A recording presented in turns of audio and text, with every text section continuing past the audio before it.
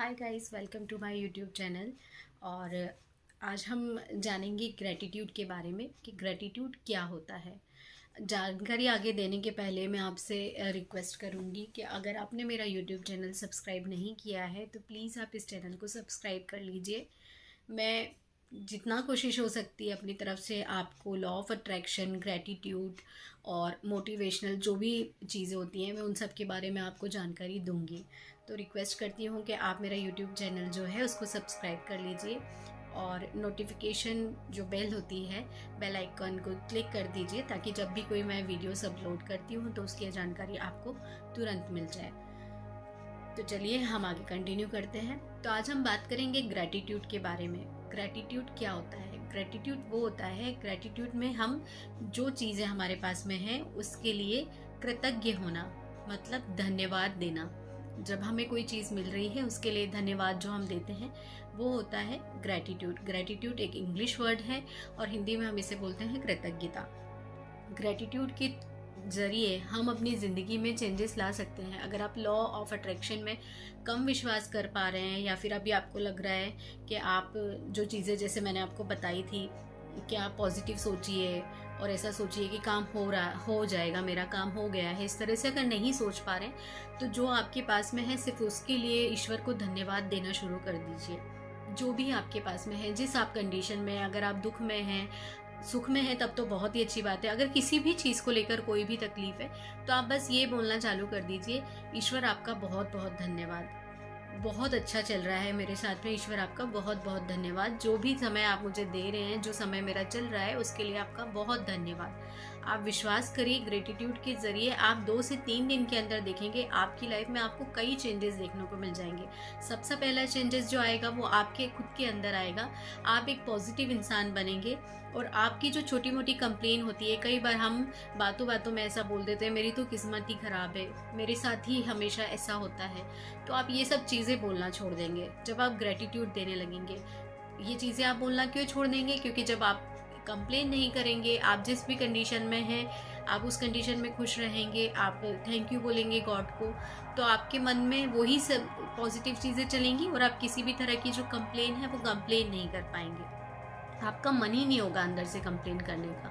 वो एक सॉन्ग है ना, जाही विधि राखे राम ताही विधि रही है, वो ग्रेटिट्यूड पर ही बनाया हुआ सॉन्ग है। आप ये सोचकर चलिए, अगर आप मेरी बात माने तो इस वीडियो को देखने के बाद वो सॉन्ग एक बार ज़रूर सुन लीजिएगा। एक स्टोरी आपको बताती हूँ जो कि ग्रेटिट्यूड के ऊपर ही है।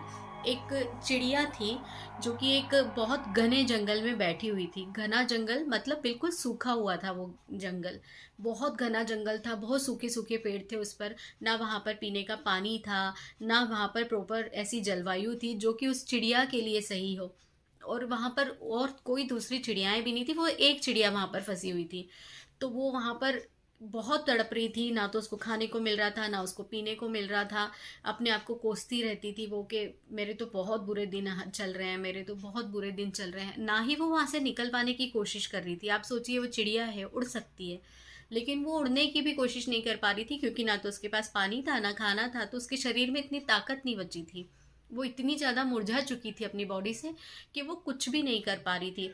तो एक बार होता ये है कि एक साधु होते हैं, वो वहाँ से गुजर रहे होते हैं, तो उनकी निगाह उस चिड़िया पर पड़ती है। तब वो उस चिड़िया को देखकर पूछते हैं कि चिड़िया, तुम यहाँ कैसे फंसी हुई हो? यहाँ और तो कोई जानवर, कोई चिड़िया नहीं है।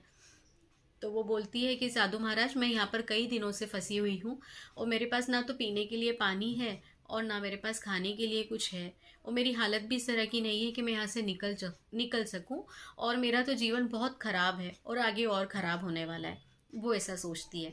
तो वो जो साधु महाराज होते हैं वो अपने गुरुदेव को जाकर उस चिड़िया के बारे में बताते हैं। अपने गुरुदेव से उस चिड़िया के बारे में पूछते हैं कि मैंने जंगल में इस तरह की एक चिड़िया देखी थी और वो इस दुविधा में थी, इस तरह की परिस्थितियां उसके साथ में थी, तो क्या वो उन परिस्थितियों से बाहर निकल सकती है? तो उनके जो गुरुदेव होते हैं वो उस चिड़िया के बारे में सुनकर उसके बारे में जानकारी निकालते हैं। जिस भी तरीके से वो पता लगाते हैं, वो ये पता लगाते हैं कि अगले 7 जन्मों तक उस चिड़िया का जन्म वैसा ही रहने वाला है, बल्कि इससे भी बदतर जीवन होने वाला है। मतलब वो इन जिस कंडीशन में है उससे भी बुरी कंडीशन में अभी अगले 7 जन्म है। अभी ये जो जन्म चल रहा है वो तो चल ही रहा है, अगले 7 जन्म भी वैसे ही रहने वाले हैं। तो जो साधु महाराज हैं उनको उस चिड़िया को देखने के बाद उस पर बड़ी दया आई होती है, क्योंकि वो उसको सामने से देख चुके होते हैं। तो वो अपने गुरुदेव से पूछते हैं कि गुरुदेव, अगले 7 जन्म उसके वैसे होने वाले हैं, लेकिन क्या इसका कोई इलाज नहीं है? किसी भी तरह की ऐसी कोई मंत्र नहीं दे सकते हम उस चिड़िया को, जिससे उसका जो आने वाला कल है, आने वाला जीवन है, वो अच्छा हो सके?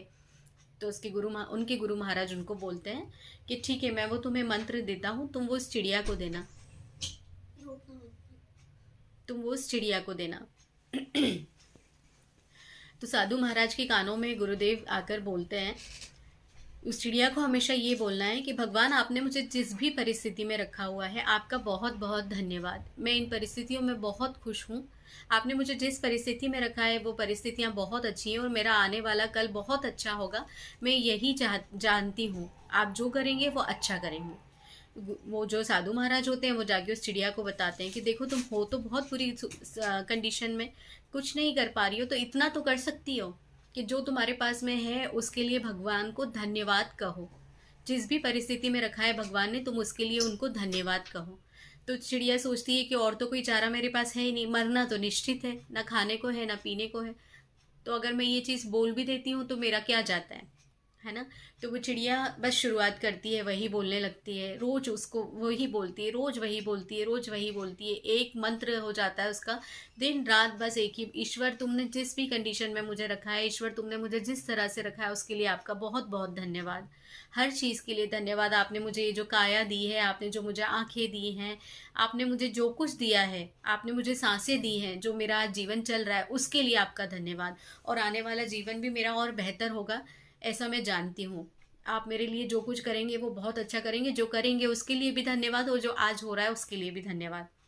अगले 7 दिन बाद जब वो गुरु महाराज फिर से उस जंगल से गुजर रहे होते हैं, तो जगह जगह उनको हरियाली दिखाई देती है, बहुत हरियाली, कहीं झरने बह रहे हैं, कहीं पानी है, और खूब नदी उनको दिखती है, हरियाली दिखती है, और वो चिड़िया उनको मिलती है। चिड़िया बहुत अच्छी हालत में होती है, वो उड़ पा रही है, उसके पंख तो नहीं इतने ज़्यादा वो कर रहे हैं, लेकिन फिर भी वो अच्छी दिख रही है, पहले से बेहतर कंडीशन में है।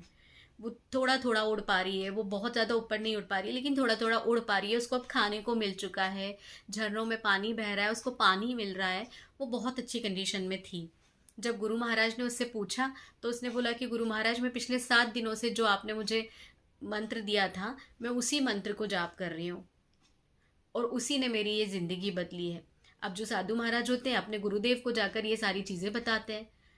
तो जब गुरु महाराज को वो ये सब चीज़ें बताते हैं तो गुरुदेव जो होते हैं वो फिर से उस चिड़िया के बारे में जानकारी निकालते हैं, जैसे निकालते हैं ना ज्योतिष लोग, इस तरह से। तो जब वो निकालते हैं उनकी जानकारी, तो उनको पता चलता है कि जो वो अगले 7 जन्म तक भोगने वाली थी, वो चिड़िया ने 7 दिनों में ख़त्म कर दिया है, सिर्फ उस ग्रेटिट्यूड की भावना से। तो आप समझ रहे हैं ग्रेटिट्यूड की भावना में कितनी शक्ति होती है। सिर्फ हमें धन्यवाद कहना है। हम क्यों कोसे रोज इस चीज़ को कि मेरी लाइफ ऐसी है, मेरे साथ ही ऐसा होता है, या मेरे साथ अच्छा नहीं हो रहा है, या मेरी किस्मत ख़राब है, हम क्यों बोलें ऐसा? हम अच्छा भी तो बोल सकते हैं ना। तो ग्रेटिट्यूड में ये ताकत होती है, कृतज्ञता में ये ताकत होती है, जिससे हम अपना आज भी सुधार सकते हैं, हम अपना आने वाला कल भी सुधार सकते हैं। तो आप सभी से मेरी यही रिक्वेस्ट है कि ग्रैटिट्यूड की ताकत को समझिए और ग्रैटिट्यूड रखिए अपने जीवन में। ग्रैटिट्यूड के बारे में और लॉ ऑफ अट्रैक्शन के बारे में हम अपने नेक्स्ट वीडियो में और भी अच्छे से जानेंगे। आज जो मैंने स्टोरी सुनाई है, हो सकता है कि वो चिड़िया कल मैं भी थी, या आज आप भी हैं। ग्रैटिट्यूड की भावना रखिए और अपने अंदर चेंजेस लाइए, और मेरे चैनल को प्लीज़ सब्सक्राइब कीजिए। Thank you, bye.